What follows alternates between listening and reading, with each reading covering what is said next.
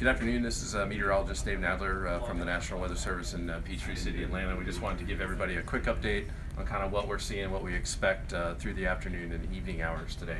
First thing we wanted to show, just sort of a regional mosaic of radar. This is reflectivity. What's going on right now? We do have area of like moderate to locally heavy rain kind of pushing across the forecast area parts of Georgia.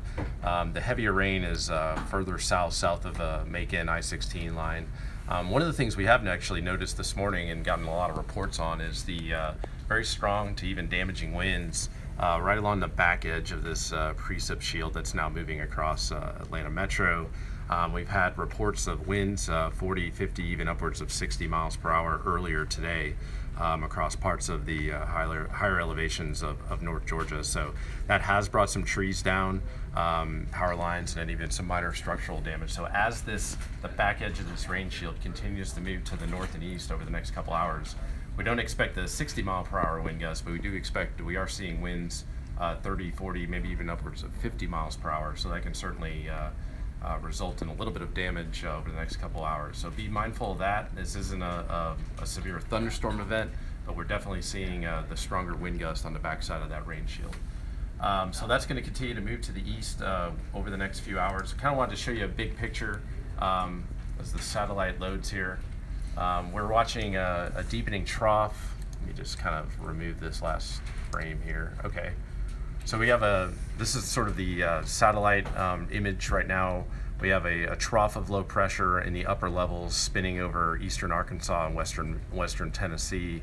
We have a surge of moisture coming in off the Gulf of Mexico, where you see the deeper convection and thunderstorm activity is down across South Georgia, North Florida, and into the Gulf of Mexico. And these storms are sort of what sort of cut us off from the deeper low-level moisture and the stronger thunderstorm activity for this morning. So that's good news. But we do still have a very strong front that's back across eastern Mississippi, western Alabama, that's going to be moving east through the afternoon, early evening hours, and we're going to be watching for redevelopment along that front for the potential for any additional thunderstorm activity. So here's the visible satellite imagery right now, and what we did want to point out, the cold front is back across eastern Mississippi, pushing into western Alabama right now. Right now, we'll just kind of stop at the latest frame. What we wanted to point out is right in this area in southeast and east central Alabama, we are seeing peaks of sunshine. So the clouds are sort of breaking up between the initial band of rain that moved through earlier this morning and then additional shower activity that's developing along the front or ahead of the front. So in this area, if we continue to see breaks in the cloud cover, where the sun's coming through, will destabilize a little bit more, where we can interact, the showers and storms can sort of interact with a little more energy, and that might increase the risk for stronger thunderstorms later this afternoon into this evening ahead of the front. So here's a model. Let me just go back. Here's one of the models that is sort of keeping up with everything. Let me just go to around the current time. What you see here is pressure levels at the surface. So the main surface low is developing across western Tennessee and southern Kentucky. There's another wave that's kind of pushing across southern Georgia right now. And then what we have imaged here is basically surface-based instability or energy that's needed to sort of fuel thunderstorm development.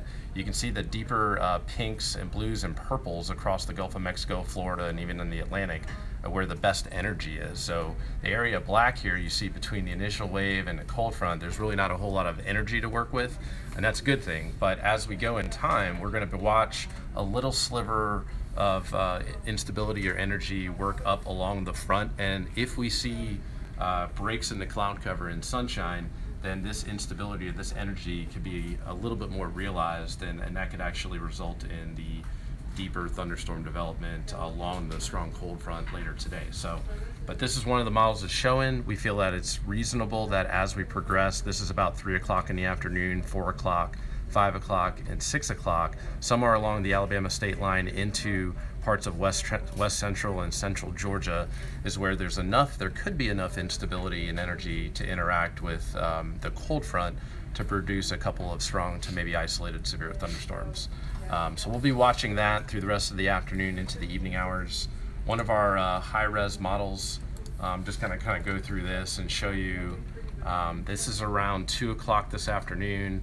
So back across Alabama, this is the additional, the redevelopment of shower and thunderstorm activity that's expected along and ahead of the cold front. So the first wave moves out. We have, and you can see as we go through like 3 o'clock, 4 o'clock, 5 o'clock, as it approaches the state line, the thunderstorm activity, the convection actually appears to become a little bit stronger. And again, all this is going to be dependent on how much energy and instability we'll be able to tap into later today. So as we go into 6 o'clock, 7 o'clock, the line kind of moves into West Georgia and Northwest Georgia, and there could be a little bit more redevelopment down across the southwest part of the state.